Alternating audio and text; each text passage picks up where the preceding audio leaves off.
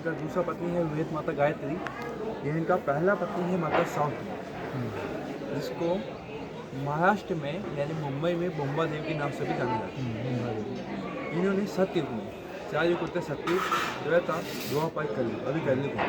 सतयुग में इन्होंने अपने हाथ से एक कमल का फूल लिया, तीनों लोगों में फूल और अपने हाथ से कमल का फूल छोड़ दिया। वो कमल का फूल इतना तेजी से आगे गिरा कि 7 पाताल का सृजन होके पाताल लोक का सृजन स्वयं हो गया। तो कमल के फूल को संस्कृत में कहते हैं पुष्प, और हाथ से गिराया तो हाथ को कहते हैं कर।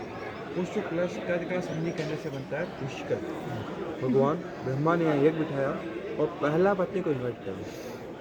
पहला पत्नी को इन्वाइट करने के लिए नारद को भेजा। नारद कौन है? सबसे बड़ा बेटा भगवान ब्रह्मा के। भगवान नारद का आपको पता क्या काम होता है? जहाँ पे भी जाते हैं लड़े जगह ही करवाते हैं। भगवान नारद जाते हैं, अपनी माताजी को गलत समय बता देते हैं। मतलब अपने पिता को आके बोलते हैं कि माताजी तो साह श्रृंगार करने में व्यस्त है, वो यज्ञ पे से टाइम पे नहीं आ पाएगी। तो भगवान ब्रह्मा चिंतन में आके दूसरा शादी कर लेते हैं, बनती है वेद माता गायत्री। यज्ञ शुरू होता है, यज्ञ में ओम स्वाहा की जो आहुति होती है, जो साउंड होता है वो पहला पत्नी कान में जाता है। पहला पत्नी सोचता है मैं यहाँ हूँ तो मेरे बिना यज्ञ असंभव है, मेरे बिना यज्ञ नहीं हो सकता। तो पहला पत्नी आता है अपने पति को किसी दूसरी कन्या के साथ देखकर क्रोध में आके 2 शाप देता है। पहला कि आपका पूरे संसार में केवल एक ही मंदिर होगा पुष्कर में, इसलिए जगत पिता ब्रह्मा का केवल एक ही मंदिर है पुष्कर में। और दूसरा कि आपने मेरे होते हुए किसी दूसरी कन्या से शादी करा तो कोई भी फैमिली पर्सन कभी भी आपका मूर्ति पूजा नहीं करेगा। यही कारण है कि ना तो कभी अपन घर में भगवान ब्रह्मा का मूर्ति रखते हैं, ना कभी उनका पूजा करते हैं। जब माता सावित्री यहाँ से नाराज होकर जाने लगी तो उन्हें पता चलता है जो भी फाइट हुआ है वो मेरे बेटे के कारण हुआ है, इसमें मेरे पति देव का कोई भी दोष नहीं है, क्योंकि मुझे गलत समय मेरे बेटे ने बताया। मेरे पति ने तो ये एकदम सही टाइम पर स्टार्ट कर लिया था। तो जो एक बार शाप दे दिया हम वापस नहीं ले सकती, तो आपको एक उपाय देखी जाती है कि जो भी फैमिली पसंद आएगा वो आपके जल रूप की पूजा करेगा, और जो साधु सन्यासी वैज्ञ लोग आएगा वो आपके मंदिर रूप की पूजा करेगा। इसलिए जो भी फैमिली पसंद आता है तो उनको भगवान ब्रह्मा की पूजा करनी है तो केवल जल रूप की ही पूजा कर सकता है, इसके अलावा कहीं पे भी पूजा नहीं कर सकते।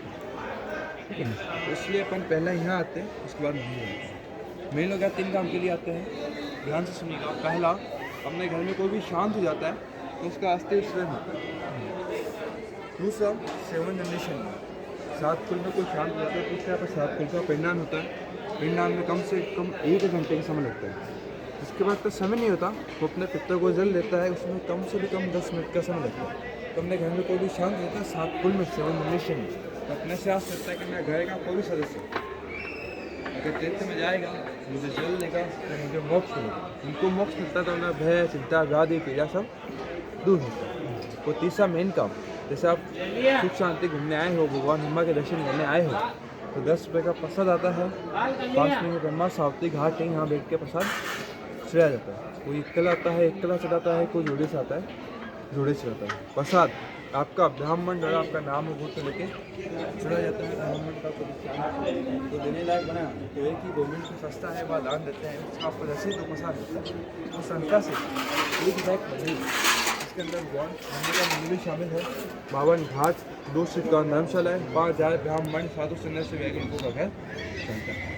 4 तरह का दान लगता है, 4 तरह का दान दिया जाता है। तो चावल का फीका भोग लगा तो उसमें 1100 रुपये का खर्चा आता है। कोई लाडू का मीठा भोग लगाता है उसमें 21 रुपये का खर्चा आता है। कोई खीर पूड़ी का भोग अपने पित्तों के लिए लगाता है उसमें 5100 रुपये का खर्चा आता है। कोई 56 भोग लगाता है उसमें 11,000 का खर्चा आता है। ब्राह्मण का काम बताना है, करना नहीं करना। और अगर भगवान